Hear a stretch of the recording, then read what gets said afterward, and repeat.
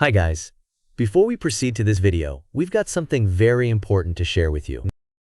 Neoliberalism, Inequality and Authoritarianism by Professor John V. Kofis is available for purchase. You can order it directly from the publisher Little French eBooks or through Amazon. Since early hours of yesterday morning, June 13, Israel has been attacking Iran, and its targets are nuclear sites, military sites, and residential areas and civilian areas across the country. The attacks have targeted several cities, including Tehran, Tabriz, Kermanshah, and many others.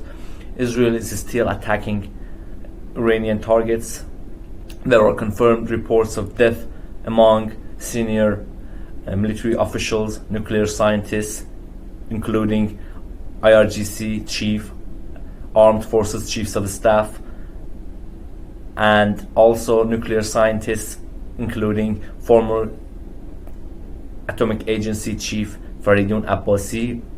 And Israel is still attacking Iran, and civilian areas are being targeted, and many civilians have been killed, dozens have been killed, and many others have been injured.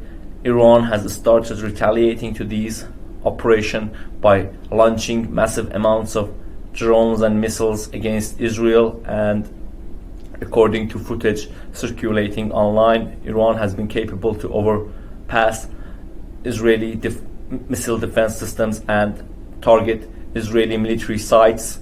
And according to Israeli media, several people have been killed, and also dozens of others have been injured in this attack, and the situation is ongoing, and Israel is still attacking Iranian targets across the country, and Iranians have been able to shut down at least 2 fighter jets, F-35 fighter jets, and many drones have been shut down.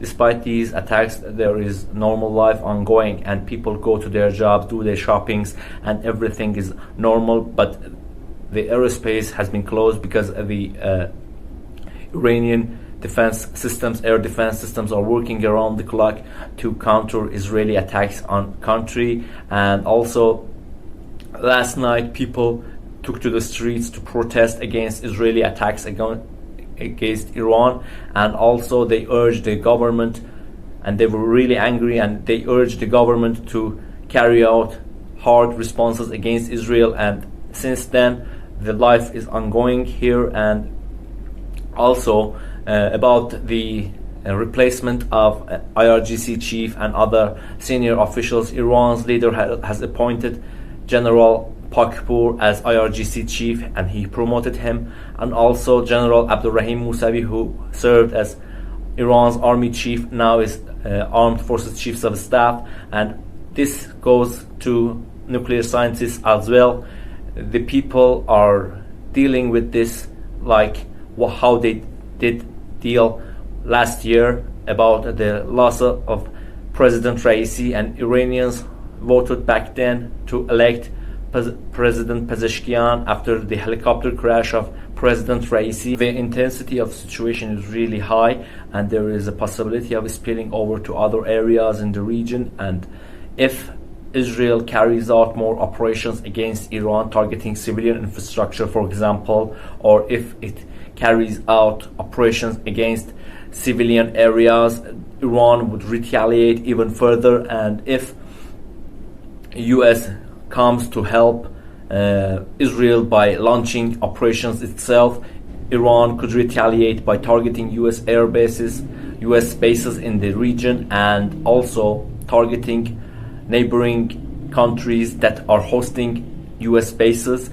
Also, there is a possibility of Iran trying to disrupt oil shipments as warned before by Iranian officials. Also, there is another possibility that Iran may withdraw from the NPT, because now there is no reason for Iran to pursue a peaceful nuclear program, and it is some kind of survival game here, and people in Iran are urging the government to pursue a nuclear weapon because they think that if Iran reaches the point that has a nuclear weapon, Israel wouldn't dare to attack Iran, and many people in Iran have raised their voices to call for nuclear weaponization of Iran's nuclear program, because now there is no reason, and Iran wanted to negotiate and wanted to be peaceful, but Israel started all this, and now